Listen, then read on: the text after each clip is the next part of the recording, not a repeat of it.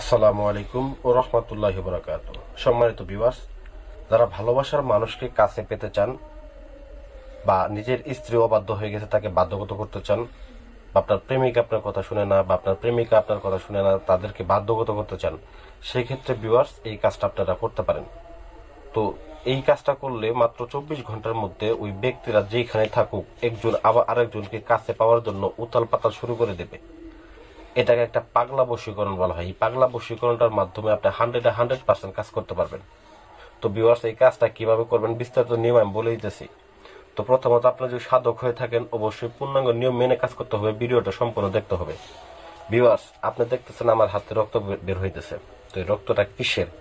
Viewers, এই রক্তটার মাধ্যমেই আপনাকে কিছু কাজ করতে হবে। দেখেন, এটা আপনি ভাবতে পারেন যে রং লাগাই নিছি, এই যে মুছে দিলাম আবার বের হইতে থাকবো। তো যাই হোক ভিউয়ার্স, এখন আপনি এই কাজটা করার জন্য প্রথমত যে সাধক যে কাজটা করবে সেই সাধকের রক্ত দিয়ে কাজটা করতে হবে। ভিউয়ার্স, সাধকের রক্তের সাথে কামেসিঁদুর মিশ্রিত করে কালি বানাইতে হবে। কালি বানিয়ে নিয়ে ভিউয়ার্স এই কাজটা করতে হবে। এখন বলবেন যে ভাই না, নিজের শরীরে রক্ত দেওয়া তো ভাই সম্ভব না। ভাই, একটা কাজ হাসিল করার ক্ষেত্রে অবশ্যই কঠিন কিছু করতে হয়। যদি আপনি নিজের শরীরে রক্ত না দিতে পারেন না, তাহলে আপনাকে একটা পাঠা কিনে তারপরে কাজ করতে হবে। আপনি একটা পাঠা কিনে পাঠা রক্তের সাথে কামসিঁদুর মিশ্রিত করে তারপর আপনি কালি বানাবেন, এবং সেই কালি দ্বারা ভিউয়ার্স আপনি এই নকশাটা অঙ্কন করবেন। ওই ব্যক্তির দুইটা ছবি আপনি দুই পাশে বসিয়ে দিবেন, ছবি দুইটার উপরে নাম বসিয়ে দিবেন। তারপর আপনার যে কাজ হচ্ছে সেটা হচ্ছে একটা পুতুল নেবেন, ভুজ পেপার নেবেন, দুইটা তাবিজ নেবেন। দুইটা নকশা অঙ্কন করার পরে এই ছবির ভুজ পেপারের উপরে অঙ্কন করবেন। মনে রাখবেন, ভুজ পেপারের উপরে অঙ্কন করে দুইটা ব্যক্তির ছবি ভুজ পেপারে এই সাইডে একটা এই সাইডে একটা দুই সাইডে বসায় দিবেন। বসিয়ে দেওয়ার পরে তারপর আপনার যে কাজ হচ্ছে সেটা হচ্ছে এটাকে পেঁচিয়ে নেবেন। ভুজ পেপারটা সুন্দর করে পেঁচিয়ে নেবেন। পেঁচিয়ে নেওয়ার পরে ভিউয়ার্স আপনি তাবিজের মধ্যে ভরে নেবেন। আমি এটা আপনাকে এভাবে দিয়ে দিছি। তো তাবিজের মধ্যে ভরে নেবেন, দুইটা নকশা অঙ্কন করবেন, দুই তাবিজের মধ্যে ভরবেন, এবং একটাকে একটা পুতুলের মধ্যে রাখবেন।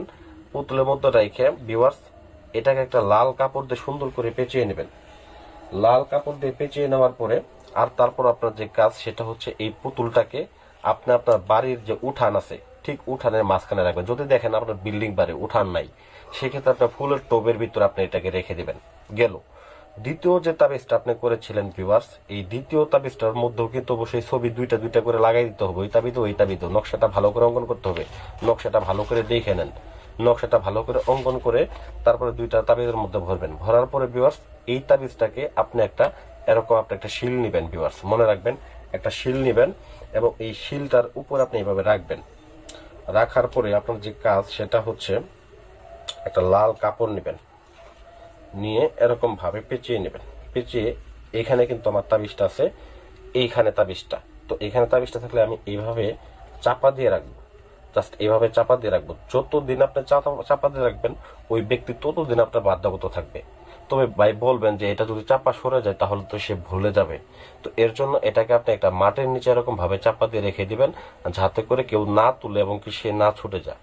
তো এটা 100% কাজ হবে। যতদিন পর্যন্ত এই শিল্পটা আপনি না তুলবেন ততদিন পর্যন্ত ওই ব্যক্তি আপনার বাধ্যগত থাকবে। তাকে যা করতে বলবেন তাই করবে। যদি তাকে আপনি সেক্স করতে বলবেন তাই করবে। যদি বলেন যে তাকে নিয়ে আপনি পালিয়ে যাবেন তাই যাবে। যদি বলেন যে তার সাথে আপনি এমনি টাইম পাস করবেন তাও করতে পারবেন। যদি বলেন যে তার কাছে আসতে সে তখন আসবে। একটা 100% কাজ হবে। এটা পরীক্ষিত কাজ, আমি কয়েকবার করেছি এবং আপনাদেরকে কাজটা করার পরে আমি আপনাদেরকে কাজটা দিলাম। তো আশা করি ভিডিওটা ভালো লাগবে। ভিডিওটা ভালো লাগলে অবশ্যই আমার চ্যানেলটাকে সাবস্ক্রাইব করবেন, ভিডিওতে একটা লাইক করে দেবেন। ধন্যবাদ সবাইকে।